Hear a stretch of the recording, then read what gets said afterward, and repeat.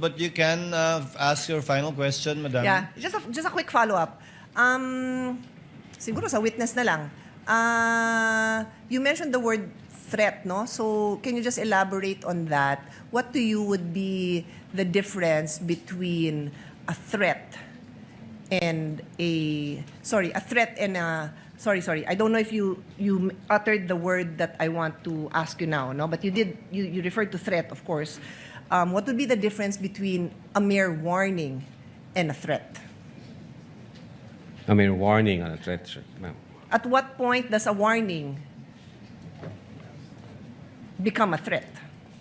Well, Your Honor, if I'm going to, based on our investigation, kung i-apply ko ho yung... Hindi na. Yung...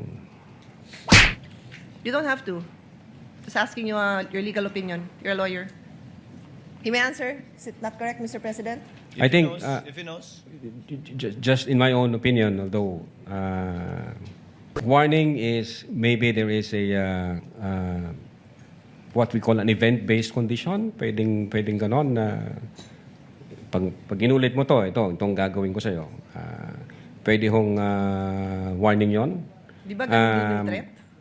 Yung threat, Your Honor, pag ang threat is with a condition, pwede ho siyang mag-fall ng ganon. Pag sinabi ng threat is pag ginawa mo ito ang gagawin ko sa'yo, papatayin kita, papatayin ko yung pamilya mo, papatayin ko yung ganyan. So para siyang nag-overlap, depende sa appreciation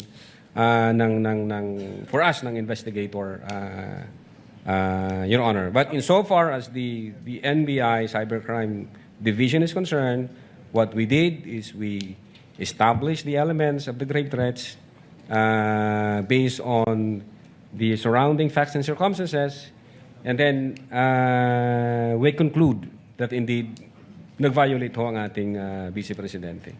Okay. Attorney Lotoc, warning in Filipino is babala.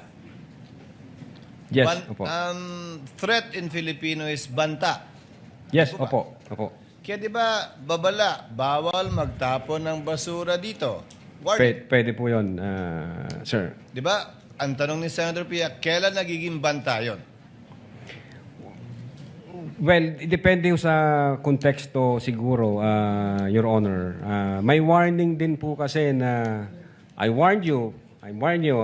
Sinasabi ko, pag inulit mo ito nang mangyayari sa'yo. May konteksto ho na ganon, Your Honor. Na somehow nag-overlap siya doon sa elements ng grave threats na conditional, na sinabi na pag ito ang nangyari, ito ang gagawin ko sa'yo. So, depende ho sa konteksto, Your Honor.